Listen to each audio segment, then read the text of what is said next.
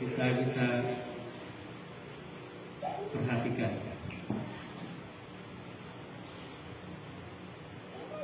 Oke. Matius pasal yang ke-10 ayat yang pertama, kita baca bersama-sama. 1, 2, 3. Yesus memanggil ke-12 muridnya dan memberi kuasa kepada mereka untuk mengusir roh-roh jahat dan untuk melenyapkan segala penyakit dan segala kelemahan. Itu ya bunyinya. Yesus memanggil ke-12 muridnya dan memberi kuasa kepada mereka untuk mengusir roh-roh jahat, untuk melenyapkan segala penyakit dan segala kelemahan. Kita baca dari Lukas pasal yang ke-10.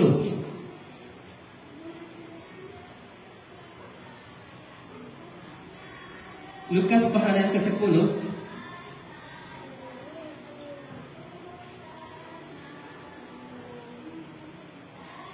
ayat yang pertama dulu kita baca.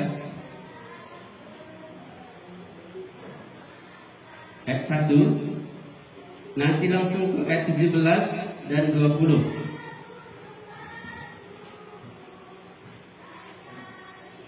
Lukas pasal yang ke-10.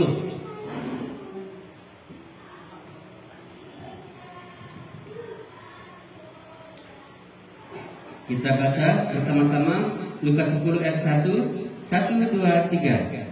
Kemudian daripada itu Tuhan menunjuk 70 murid yang lain, lalu mengutus mereka berdua-dua mendahuluinya ke setiap kota dan tempat yang hendak dikunjunginya. Ayat 17 sama-sama sampai dengan 20. 1, 2, 3. Kemudian ke-70 murid itu kembali dengan gembira dan berkata, Tuhan, juga setan-setan takluk kepada kami demi nama-Mu. Lalu kata Yesus kepada mereka, Aku melihat iblis jatuh seperti kilat dari langit.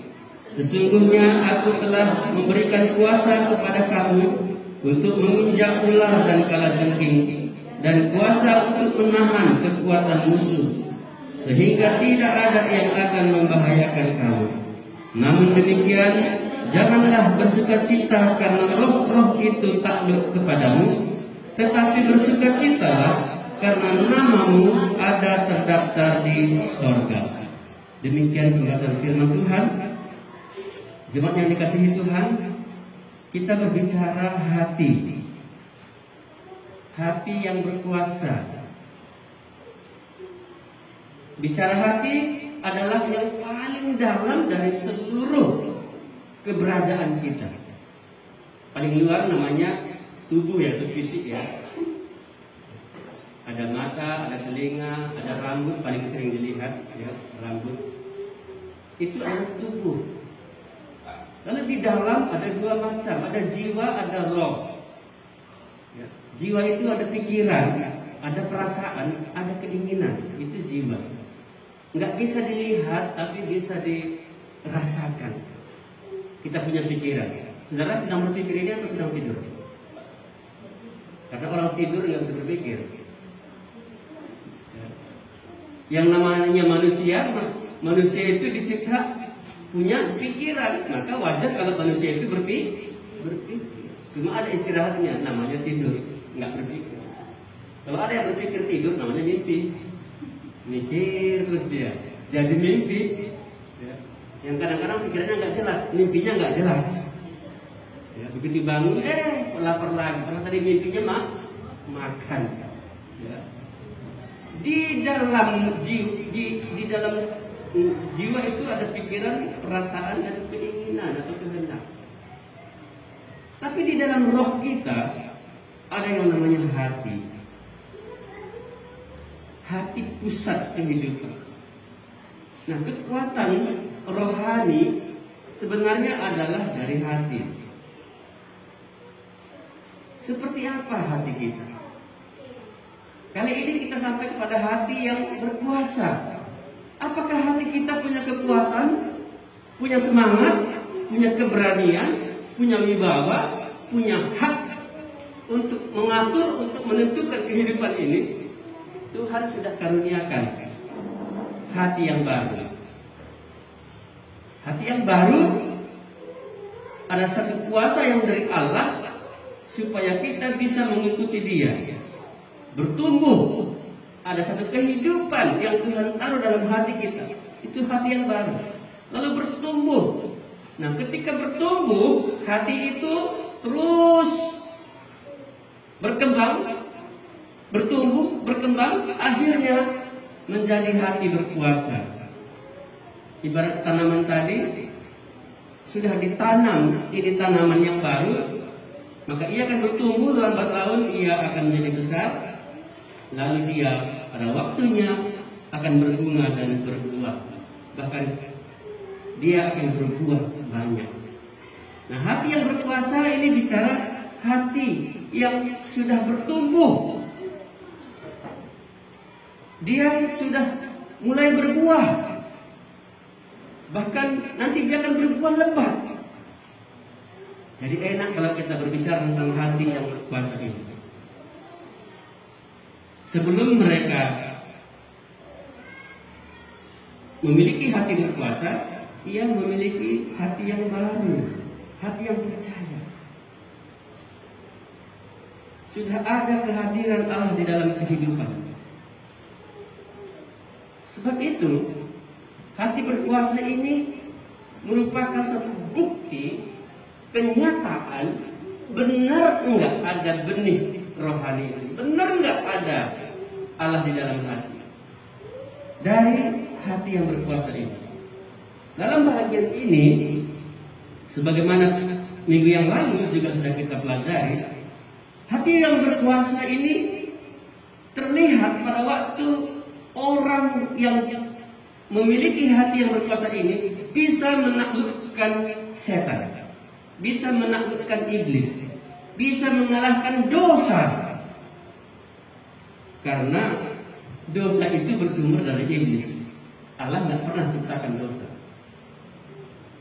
tapi iblislah yang membawa benih-benih dosa itu. Di dalam dosa itulah ada kejahatan.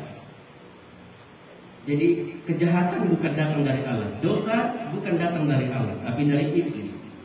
Iblis tidak diciptakan. Iblis itu berasal dari malaikat yang memberontak. Malaikatlah yang diciptakan Allah. Ternyata dari ciptaan inilah muncul pemberontak, muncul dosa, muncul kejahatan. Makanya Allah murka terhadap ciptaannya. Ya. Tapi dalam masa di mana orang itu percaya menerima Tuhan Yesus, diberi kuasa, diberikan hati yang baru, supaya dengan hati yang baru ini ia akan bertumbuh, berkembang, menjadi berkuasa, menjadi besar, dan ia bisa menaklukkan iblis, dia bisa menaklukkan dosa, bisa menaklukkan kejahatan itu. Kali ini kita akan melihat bagaimana murid-murid Tuhan Yesus menaklukkan setan, menaklukkan iblis. Dalam Matius pasal yang ke-10 yang sudah kita baca, Yesus memanggil ke-12 muridnya dan memberi kuasa kepada mereka.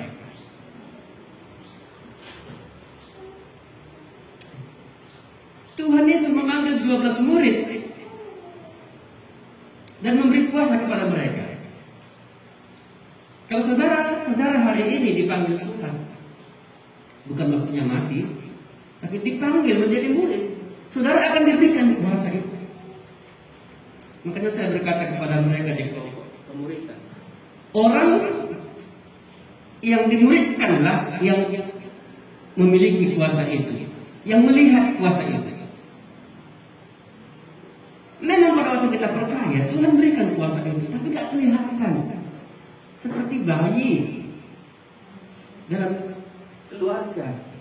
Bayi itu sebenarnya dia belum punya kekuatan. Dia hanya tahu nangis, dia hanya tahu minum, dia hanya tahu tidur. Itu bayi. Nggak bisa disuruh dia bekerja. Bahkan namanya makanan pun dia nggak bisa, apalagi disuruh bekerja. Itu seperti orang-orang yang baru percaya, lahir baru, belum punya kekuatan rohani. Kuasa itu belum kelihatan. Kelihatan kuasa itu pada waktu bayi itu bertumbuh berkembang, bayi itu semakin besar. Ketika dia sudah besar, bisa berlari, bisa berjalan, bisa berlari, bisa melompat, dan lain sebagainya. Anak itu sudah punya kuasa. Apalagi kalau sudah tua-tua seperti ini, wah, kuasanya lebih besar. Kekuatannya lebih besar. Ya. Ini adalah gambaran daripada hati yang berkuasa ini. Murid-murid Yesus, mereka dipanggil, ada 12, lalu diberikan kuasa itu. Kapan proses kuasa itu terjadi? Pada waktu mereka dimuridkan, pada waktu mereka dididik. Berapa lama pendidikan itu? Ya, kita hitung saja 3 tahun. Karena pada waktu Yesus mulai melayani umur 30, dan dia sudah mulai memanggil murid-muridnya satu persatu. Dan 3 tahun setengah Tuhan Yesus melayani. Jadi 3 tahun itu murid-murid diajari. Disitulah kuasa itu menjadi nyata. Satu contoh yang kita lihat hari ini dalam Lukas pasal yang ke-10 tadi.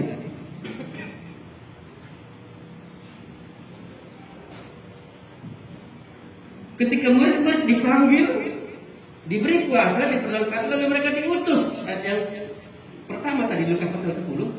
Kemudian daripada itu Tuhan menunjuk 70 murid yang lain, lalu mengutus mereka berdua-dua mendahulinya ke setiap kota dan tempat yang hendak dikunjunginya. Jadi Yesus mengutus mereka. Saya menggabungkan di Matius dan di Lukas karena ada 2 kali Tuhan Yesus melakukan pengutusan itu. Pertama dia mengutus 12 murid, yang kedua dia mengutus 70 murid. Dan kita bisa melihat pengalaman murid-murid ini. Ketika mereka diutus pergi, untuk apa? Untuk memberitakan kerajaan Allah, untuk bersaksi. Untuk apa? Untuk menyembuhkan mereka yang sakit. Untuk apa? Menyembuhkan mereka yang lemah. Untuk apa? Untuk mengusir roh-roh jahat. Ternyata roh-roh jahat, namanya juga roh jahat ya, bukan membawa yang baik, melainkan membawa yang jahat. Makanya itu perlu diusir. Penyakit juga, mengapa perlu disembuhkan? Karena penyakit penghalang kita untuk bisa bekerja, bisa berbuat. Kelemahan seringkali diilustrasikan sebagai gambar dosa. Ketika kita berdosa, baru saja kita berbohong, kita merasa diri kita bersalah, kita lemah. Bukan kelemahan fisik maksud saya, tapi kelemahan rohani kita. Kalau kita baru bertengkar di rumah, pasti kita merasa nggak enak ibadah ya. Udahlah, nggak jadi ibadah. Hanya karena bertengkar di rumah. Kenapa? Ini kelemahan, ini dosa itu. Saudara, Tuhan Yesus mengutus murid-muridnya pergi. Setelah murid-murid diberi kuasa, diperlengkapi dengan kuasa itu, mereka diutus untuk melayani. Nah, dalam pelayanan mereka tidak diceritakan secara rinci di sini, tapi kita bisa lihat dari laporan mereka ketika pulang dari pelayanan. Ayat 17. Lukas pasal 10 ayat 17. Kemudian ke-70 murid itu kembali dengan gembira dan berkata kepada Tuhan, juga setan-setan takluk kepada kami demi nama. Saya mau soroti 2 hal di sini. Kemudian ke-70 murid itu kembali dengan gembira. Saudara, kalau Tuhan Yesus mengutus mereka dengan kuasa, murid-murid ini mengalami sukacita besar ketika pulang dari pelayanan. Alkitab mencatat mereka kembali dengan gembira.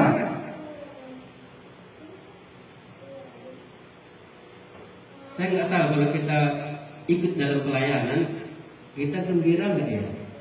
Atau karena terpaksa, oh jadwal kayak menjadwalnya ini, Maunya nggak ada jadwal ini ya. Kalau karena terpaksa karena jadwal, lebih baik mundur saja. Kenapa? Karena dia nggak akan gembira. Kalau pergi kita nggak gembira, jangan harap pulangnya gembira. Padahal dalam pelayanan, saya 30 tahun dalam pelayanan, itu berat sekali, sangat berat. Udah bila tanggal hujan, ini besar ya. Hujan pun tetap dilalui jalan itu. Saya masih ingat dulu awal ini ya, perjalanan kami dari Telaga sampai ke Kampung Antara itu jalan kaki. Hujan sangat deras kan. Saking derasnya kami nggak bisa jalan, kami harus berteduh di bawah pohon. Ada waktu itu rumah juga berteduh di situ. Di petir itu perjalanannya itu 2 jam baru sampai di tempat itu. Saya ingat itu karena saya pernah ikut di situ. Mungkin tadi kalau kita disuruh ikut dalam hal itu, nggak bisa kita gembira. Wah, kalau begini udahlah Tuhan, besok pray saja saya lah. Kami sudah berdoa untuk pelayanan ini, tapi Tuhan juga turunkan hujan, petir, berbahaya ini, bisa demam ini. Ada banyak alasan kita. Tapi tidak demikian dengan murid-murid. Mereka kembali dengan gembira. Saya kalau melihat orang disuruh pelayanan, dia banyak alasan. Ini berbeda dengan murid-murid ini. Saya senang dengan jemaat Korintus, membaca kitab Korintus. Waktu Paulus datang ke kota Korintus, mereka bilang begini sama Paulus, apa yang harus kami lakukan? Kami mau melayani. Wah, ini jemaat Korintus. Kami ingin ambil bagian karena kami tahu jemaat Yerusalem itu dalam situasi sulit. Kami ingin ambil bagian, apa yang harus kami lakukan? Sampai Paulus saja heran-heran. Jarang-jarang loh ada jemaat begini. Biasanya, ayo siapa yang mau melayani angkat tangan. Atau siapa yang mau janji iman. Itu begitu. Tapi tidak demikian dengan jemaat Korintus. Mereka tanya kepada Paulus, apa yang harus kami buat? Murid-murid Yesus ini, ketika mereka kembali, mereka sangat gembira. Padahal dalam perjalanan mereka sangat sulit. Mereka tidak berkata banyak alasan. Biasanya kesulitan yang selalu dihadapi biasanya selain alam, ya, ada faktor kuasa kegelapan. Faktor kuasa kegelapan selalu menghalangi. Saya mengingat waktu ke daerah Marike, Pulau Gumpal, ini saya menyadari hal itu, kuasa kegelapan itu menghambat. Kami ingin datang ke Pulau Gumpal, lalu kami ingin menyeberang ke Dagang Batu, ya, melewati jalan yang sempit, setapak, ya, bukan dari jalan besar, dari jalan setapak. Lalu sampai di tepi sungai itu tiba-tiba terjadi angin kencang yang sangat besar.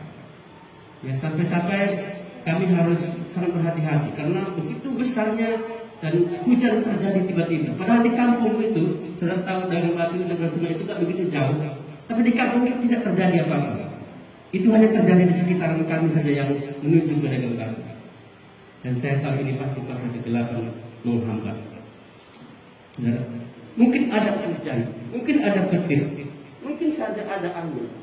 Dan di balik itu iblislah yang menghalang, yang menghambat. Kalau hujan saja, kalau petir saja, kalau angin, mungkin itu alam kita katakan. Tapi iblis bekerja di balik itu. Saya tahu itu pasti kuasa kegelapan. Akhirnya kami sampai di kampung itu untuk membawa kabar bahwa ada persekutuan, ada kebaktian kita di Pulau Gumpal pada waktu itu. Beberapa kali kami pelayanan ke rumah-rumah. Begitu kami masuk ke rumah itu, beberapa hewan yang berbisa muncul. Beberapa kali saya lihat. Di Marike pernah terjadi. Begitu kami masuk ke rumah itu, ada kalajengking di di ruang tengah itu rumah dipakai setiap hari. Begitu kami sampai di rumah itu, kalajengking itu sudah menyambut. Dan saya sadar ini pasti kosa kegelapan. Kalau tadi rumah nggak dipakai, saya maklum. Ini ada orangnya di rumah. Dan kami datang ke tempat itu untuk membawa itu. Ini juga ada kejadian di Tambunan. Begitu kami lagi kebaktian, ya, lagi bernyanyi memuji Tuhan, lagi menyiapkan firman Tuhan. Saya ingat pada waktu itu, ya, tiba-tiba Lipan datang ke tengah. Jadi semua yang tadi duduk asik nyanyi tiba-tiba berdiri. Siapa yang nggak takut dengan Lipan yang berbisa? Akhirnya dipukul. Dan saya tahu ini kosa kegelapan. Masa tadi mereka yang gelar tikar nggak ketemu Lipan, sedang kebaktian itu ada Lipan di situ. Dari mana ini? Kalau alam saja nggak jadi masalah. Ada roh-roh jahat itu, ada musuh Injil itu. Saya di Morok lagi membimbing satu orang pemuda pada waktu itu yang berlatar belakang okultisme. Anak kami masih kecil, yang pertama turun dari tempat tidur pun dia nggak bisa sebenarnya, ya, mesti diawasi gitu ya, baru berapa bulan gitu ya. Saya pelayanan di situ, PI di sebelah, nggak jauh dari tempat tinggal kami. Saya cerita ini, tapi saudara, tiba-tiba anak kami yang kecil itu jatuh dari tempat tidur. Saya tahu ini bukan faktor alam. Kami sudah biasa buat anak ini di tempat tidur itu nyaman, aman, dibuat batasnya. Tapi kali ini dia jatuh. Saya tahu ini pasti faktor kuasa kegelapan itu. Mengapa saya ceritakan hal ini? Supaya kita peka bagaimana kuasa kegelapan ini bekerja yang berusaha untuk menghambat pemerintahan ini. Meskipun demikian, murid-murid dikatakan bersukacita.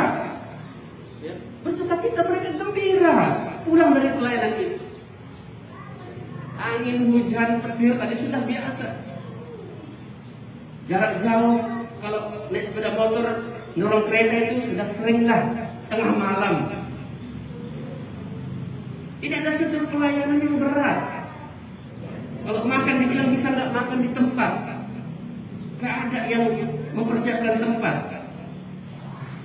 Karena kita selalu tidak terpikirkan waktu yang dalam pelayanan itu tidak terbatas.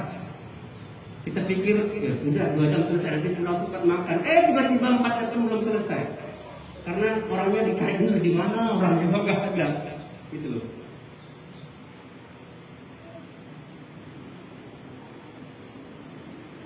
Pelayanan pertama kami pada waktu itu ke kampungnya Mama Josi, mungkin mereka masih ingat ya bagaimana waktu itu kami mulai pelayanan. Ada banyak kesulitan yang kami lihat dalam perjalanan. Kami sampai nginap di rumah orang yang nggak kami kenal dia. Bukan orang percaya, tapi kami nginap di rumah dia. Saya tidak sebutkan namanya, tapi mungkin mengerti. Kami nginap di tempat dia. Karena nggak orang yang menyambut kami di situ untuk nginap, kami harus keluar dari situ. Saudara-saudara, pelayanan itu begitu sulit. Tapi murid-murid kembali dengan gembira. Saya senang membaca ayat ini. Inilah menjadi contoh teladan kita sebagai orang yang hati berkuasa itu. Sekalipun sulit, mereka tetap gembira. Saya nggak tahu saudara-saudara yang ikut pelayanan di sini, pelayanan meja yang kebersihan, siapkan snack, apalagi itu ya, siapkan ini apa alat-alat kita ini, semua disiapkan. Saudara-saudara, apakah gembira melakukannya? Kadang-kadang saudara harus jalan kaki kemari ya, seperti itu, ini luar biasa ini. Kadang-kadang dia mengerjakannya sendirian. Saya katakan, wah, sakit juga ini ya. Karena itu sudah sering saya lakukan, saya tahu sakit sendirian. Kalau gembira saudara, lihat murid-muridnya. Ke-70 murid itu kembali dengan gembira. Sekalipun pelayanan medannya itu berat sekali.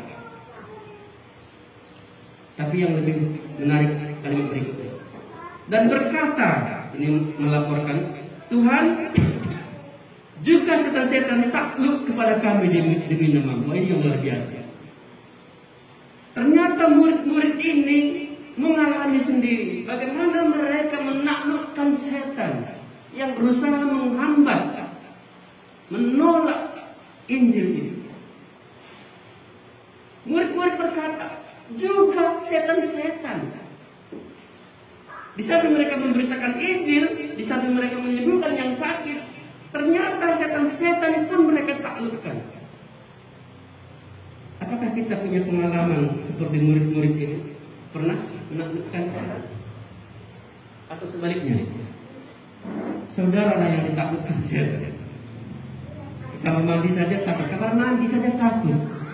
Apalagi suruh ke ladang. Suara petir takut, suara burung takut. Apa itu suara yang kuning apa itu? Takut. Saudara menaklukkan setan atau ditaklukkan setan? Murid-murid Yesus berkata, juga setan-setan takluk kepada kami. Tapi jangan salah, bukan karena kami hebat, tapi karena namamu, demi namamu. Murid-murid mengakui setan-setan itu takluk itu sebenarnya adalah karena nama Yesus. Karena Yesus di dalam namanya itu ada kuasa. Disinilah kita perlu belajar dari murid-murid ini. Bagaimana mereka bisa menaklukkan setan-setan. Hati murid-murid yang sudah dididik, yang sudah diberi kuasa itu, terbukti bisa menaklukkan setan. Saya nggak takut sedang nonton film horor gitu ya, film setan-setan. Saudara takut tidak? Tapi kayaknya sekarang nggak takut lagi. Dulu masih takut. Nah, sekarang sebaliknya ya. Waktu kita nonton film horor, film setan, kita nggak lagi takut, tapi apa? Ketawa-ketawa, ya kan? Udah ketawa-ketawa kita kan? Gitu.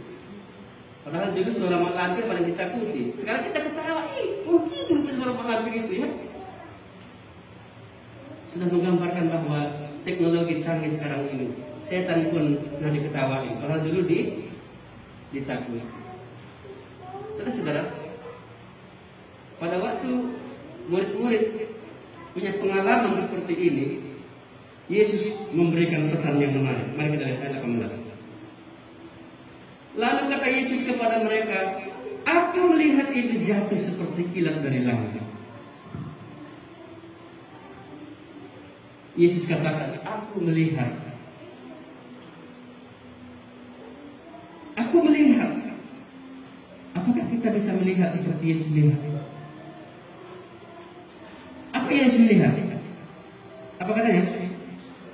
Iblis jatuh seperti kilat dari langit. Ada dua masa yang jelas sekali iblis jatuh seperti kilat dari langit. Yang pertama, pada waktu pemberontakan iblis di sorga, di situ iblis ditaklukkan, disitulah iblis jatuh ke bumi. Maka dikatakan jatuh dari langit. Tapi yang kedua saudara, yang kedua, pada waktu murid-murid menaklukkan setan, Yesus sendiri melihat peristiwa itu. Yesus sendiri melihat peristiwa itu, bahwa semua yang dilakukan murid-murid itu tidak lepas dari pandangan Tuhan Yesus. Aku melihat iblis itu jatuh. Enggak pun kamu lapor, aku udah tahu. Kira-kira begitu loh. Jadi memang betul bahwa murid-murid itu sudah bisa menjatuhkan iblis, menaklukkan iblis. Seperti kilat itu maksudnya apa? Cepat prosesnya. Saudara jangan takut terhadap setan. Iblis itu takluk dengan cepat. Iblis tidak punya kuasa sebenarnya. Tapi karena kita tidak punya kuasa sama sekali, kita pikir setan lebih hebat. Padahal sama-sama nggak hebatnya.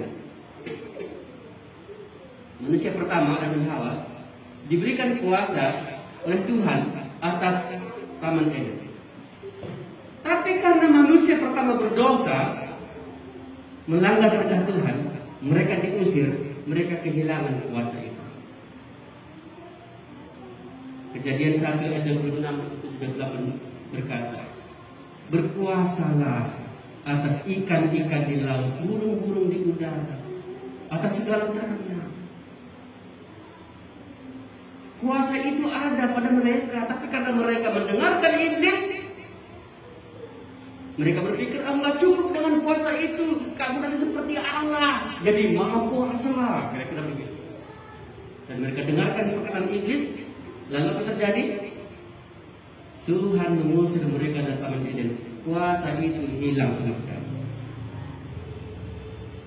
Karena kuasa itu hilang, maka manusia keturunan Adam merasa dirinya sangat tidak punya kuasa sama sekali. Padahal iblis juga pada waktu dikutuk oleh Tuhan, sama-sama dikeluarkan, sama-sama tidak punya kuasa. Tapi hari ini banyak orang mengagungkan iblis dengan kuasa. Padahal yang mana itu kuasa iblis? Yang mana itu setan? Katanya keris itu tajam, harus dimandikan tiap bulan, mandi kembang, supaya dia nggak marah, supaya dia nggak minta makan. Coba kalau nggak dimandikan, apakah masih tajam itu? Apakah masih berpengaruh? Kalau nggak dikasih sesajen, nggak ada kuasanya semua itu, nggak ada. Jadi sebenarnya yang berkuasa siapa?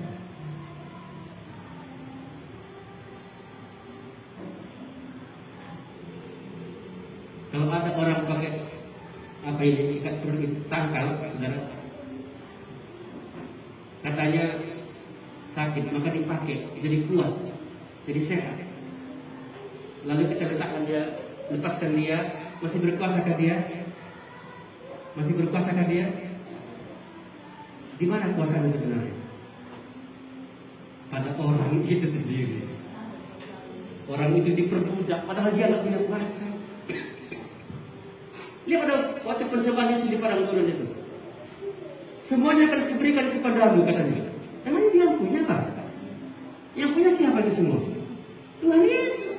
Semua akan kuberikan kepadamu. Asal kamu saja menyembah aku. Kata Tuhan, sana. Enggak boleh kau begitu. Akulah Tuhan dalam aku yang kau sembah. Ini aku punya semua ini. Ini tidak ada kuasa sama sekali, saudara. Sudah ditaklukkan di surga itu pada waktu diusir dari surga itu tidak punya kuasa sama sekali. Tapi yang namanya iblis, bapak saudara dusta, ya penipu. Dia bisa pakai apa saja, dia bisa pakai petir, dia pakai angin, dia pakai air untuk menipu kita, menakut-nakuti kita. Ini pasti iblis yang hebat kita. Pohon pisang yang lembek begitu ditakuti, ada Allah di sana. Nini galau. Saya tidak tahu dulu bagaimana kok kejadian itu terjadi ya. Apa karena bisa panen 1, 2, 3 kali gitu turut-turut gitu, nggak perlu diurus, mungkin terlalu ajaib bagi orang kaya. Ada dijadikan jadi berhala. Batu besar disembah ya, malah dia nggak usah gerak sama sekali. Kalau beringin luar biasa dingin. Dijadikan orang tempat penyembahan di situ. Itu tebang, nggak ada yang apa-apa. Ternyata manusia itu sudah dibodohi oleh iblis. Maka pada waktu orang itu percaya, pada waktu orang itu bertobat, Tuhan berikan kuasa itu, Tuhan berikan kembali wibawa surga itu. sehingga bisa menaklukkan iblis itu. Anak-anak Tuhan hari ini, mereka punya hati yang baru, maka akan bertumbuh menjadi hati yang berkuasa. Mereka bisa menaklukkan iblis itu, bisa menaklukkan segala cobaannya itu. Aku melihat iblis jatuh seperti kilat dari langit. Yang kedua, ayat yang 19. Sesungguhnya aku telah memberikan kuasa kepada kamu untuk menginjak ular dan kalajengking, dan kuasa untuk menahan kekuatan musuh, sehingga tidak ada yang akan membahayakan kamu. Ini kata Tuhan Yesus yang kedua. Kalau yang pertama tadi dia katakan, aku melihat iblis jatuh seperti kilat dari langit, untuk meyakinkan murid-murid bahwa mereka diberikan kuasa itu betul bisa menaklukkan iblis. Yang kedua kata Tuhan Yesus, sesungguhnya aku yang memberi kuasa itu kepada kamu. Aku yang memberi kuasa itu. Bukan kamu yang kuat, tapi aku memberi kuasa itu. Bahkan dikatakan Tuhan Yesus, kuasa itu dikatakan bisa menginjak ular dan kalajengking, dan kuasa untuk menahan kekuatan musuh, sehingga tidak ada yang membahayakan kamu. Saudara, kalajengking berbahaya nggak? Berbahaya ya. Ular petir pun berbahaya ya kan, petir.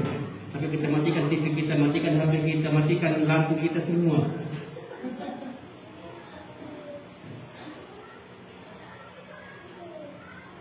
Tapi kalimat ini terakhir bagus sekali. Apa katanya? Tidak ada yang akan membahayakan kamu. Tidak akan ada yang membahayakan kamu. Sekalipun aku berjalan dalam lembah kekelaman, kata Daud, aku tidak takut bahaya. Bahaya selalu ada, saudara. Halo, bahaya selalu ada, tapi tidak membahayakan kamu.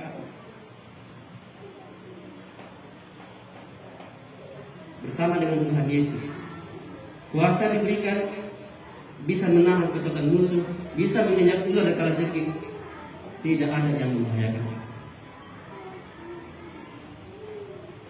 Tuhan Yesus sangat peduli memperhatikan murid-murid yang diutusnya.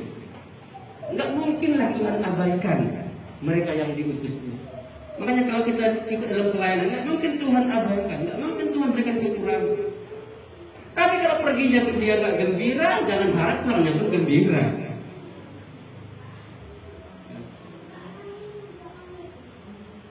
Sesungguhnya aku memberikan kuasa kepada kamu. Maka hati yang berkuasa bagian yang kelima ini, kuasa karena Yesus berikan, kita bisa mengalahkan setan-setan. Yang terakhir ayat 20. Yang ketiga. Namun demikian janganlah bersukacita karena roh-roh itu takluk kepadamu, tetapi bersukacitalah karena namamu ada terdaftar di surga. Sekali lagi, namun demikian janganlah bersukacita karena roh-roh itu takluk kepadamu, tetapi bersukacitalah karena namamu ada terdaftar di surga. Yang ketiga, Tuhan harus ingatkan kepada murid-murid. Okelah, kamu sudah menaklukkan setan-setan. Okelah, kamu sudah pulang pelayanan. Bagus sekali. Ya, saya senang kata Tuhan Yesus. Itu aku yang berikan kuasa itu. Aku sudah lihat semua itu. Tapi satu hal yang penting kata Tuhan saat yang ke-20 itu. Namun demikian janganlah bersukacita karena roh-roh itu takluk kepadamu, tapi bersukacitalah karena namamu ada terdaftar di surga. Tuhan ingatkan kepada murid-murid, yang paling bergembira, yang paling bersukacita adalah pada waktu namamu ada terdaftar di surga. Jangan abaikan pengalaman pertobatan itu. Jangan lupakan ada jaminan di dalam Tuhan Yesus Kristus. Bukan hanya bahaya maut di bumi terjadi yang ditakuti. Saya takut bahaya kekekalan kita tidak miliki. Ada banyak orang mengusir roh jahat pakai nama Tuhan Yesus, tapi nama mereka belum terdaftar di surga. Matius pasal yang ke-7 dicatat. Bukan semua orang yang berseru kepada Tuhan, Tuhan, yang akan masuk dalam kerajaan surga. Bukan. Bukan keluar mujizat demi namamu Tuhan. Bukan itu kata Tuhan. Mereka yang melakukan kehendak Bapa yang di surga. yang namanya terdaftar di dalam kerajaan sorga. Daftar kehidupan itu loh, kita kehidupan itu. Ini yang Tuhan sibuk ajarkan kepada murid-muridnya. Ingat ini, jangan lupakan ini. Tuhan menjamin kamu loh sampai kekekalan itu. Walaupun nanti kamu mungkin digigit ular, mungkin kamu nanti digigit lipan, kalau jengking, jangan khawatir. Kamu dijamin di surga. Jadi setiap pelayanan nggak mesti sehat-sehat semuanya, nggak mesti berhasil semua, enggak. Tapi Tuhan jamin ini memberikan sukacita. Saya katakan dari saya 30 tahun dalam pelayanan. Kalau pikirkan tentang bahayanya, pikirkan tentang bagaimana beratnya medan yang dilayani, dan tenaga yang dihabiskan, uang dihabiskan, pikiran, sampai tidak bisa tidur, saya katakan tadi, mungkin sudah mundur. Jadi mengingat sudah terdaftar di surga, sudah dijamin oleh Tuhan. Ini buat saya senang. Mengapa para hamba Tuhan rela pergi jauh dari kampungnya, ingin terpisah dari keluarga besarnya? Mengapa mereka jual rumahnya? Mengapa mereka berkorban untuk dunia ini? Karena persembahannya kepada Tuhan. Karena besarnya makna nama terdaftar di surga itu. Saudara-saudara, apakah saudara sudah memiliki jaminan ini? Adakah nama saudara terdaftar di surga? Ini akan mendorong kita terus bersukacita dalam pelayanan, terus gembira dalam pelayanan, meskipun suka duka terjadi, meskipun nanti uang kita habis, tenaga kita habis. Sebelum saya sekolah teologi, sekolah pendeta, saya pelayanan sendiri dengan usaha sendiri. Saya kerja ke ladang 1 minggu sekali, saya jual karet, lalu saya setor ke rumah, sisanya itu saya pergunakan, saya pergi pelayanan. Saya pergi ke Tepu jalan kaki, mungkin dulu yang lalu itu tahu jalan kaki. Kalau mulia ada sepeda, saudara. Saya jalan kaki itu di Batu Besar, Tepu sepeda itu menakutkan dulu dia, menakutkan. Saya sendirian, saya juga ada nggak? Saya jalan terus gitu, saudara.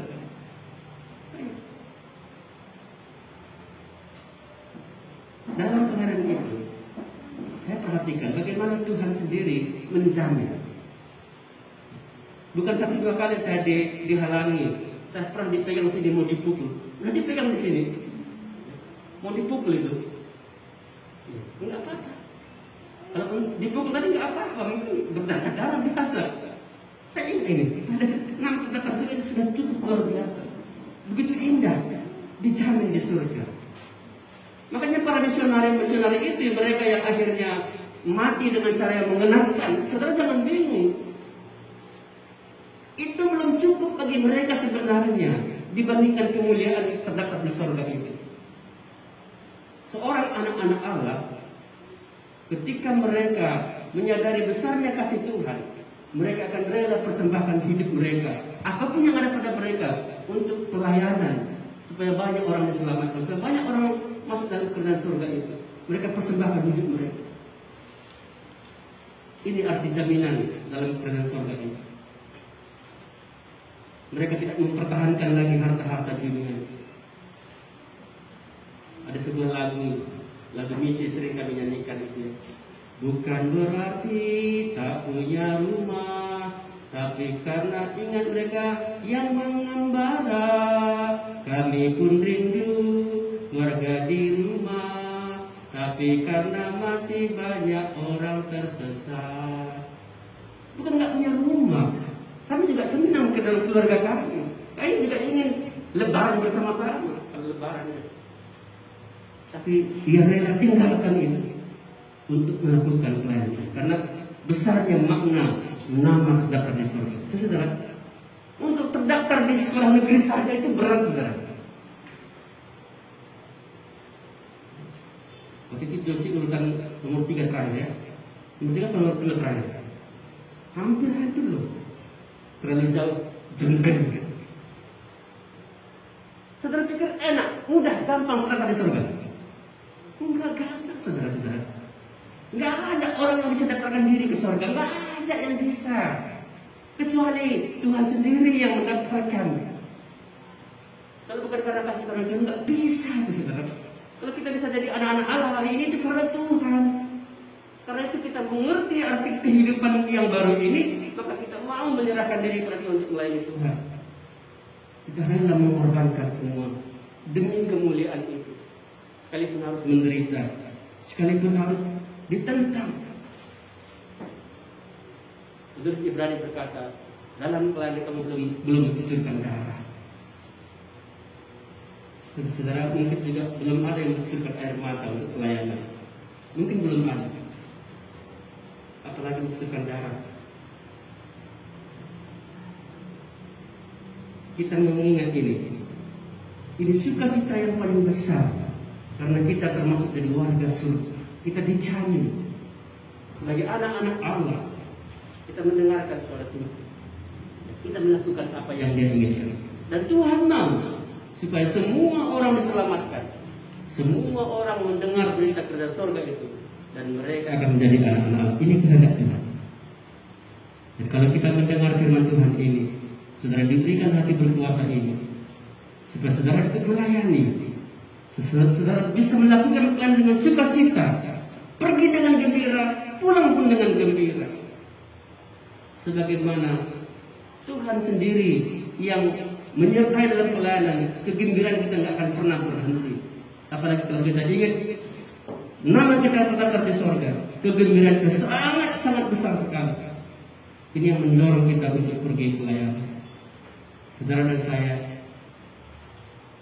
mari kita perhatikan diri kita. Tuhan berikan hati ini supaya dengan kekuatan yang dari Tuhan kita melayani, dengan keberanian yang dari Tuhan kita melayani, dengan wibawa yang dari Tuhan kita melayani. Hati yang berkuasa. Mari kita berdoa. Terima kasih Tuhan, kami bersyukur kepada-Mu karena kepada kami Tuhan berbicara bahwa kami anak-anak Tuhan yang sudah dipanggil, yang sudah diajar, diberi kuasa, yang diutus, kami yang bisa menaklukkan setan-setan. Kami betul-betul memiliki kuasa yang daripada-Mu, sehingga tidak ada yang akan membahayakan kami di tengah-tengah dunia yang bahaya ini. Terima kasih Tuhan. Lebih daripada itu yang membuat kami berbahagia ialah karena nama kami sudah tercatat di surga. Kami dijamin oleh Tuhan sampai kekekalan ini. Terima kasih Tuhan untuk firman-Mu hari ini. Taruhlah firman ini di dalam hati kami masing-masing, sehingga kami pada waktunya akan menyerahkan diri untuk melayani Tuhan. Dalam nama Yesus Kristus kami berdoa. Amin.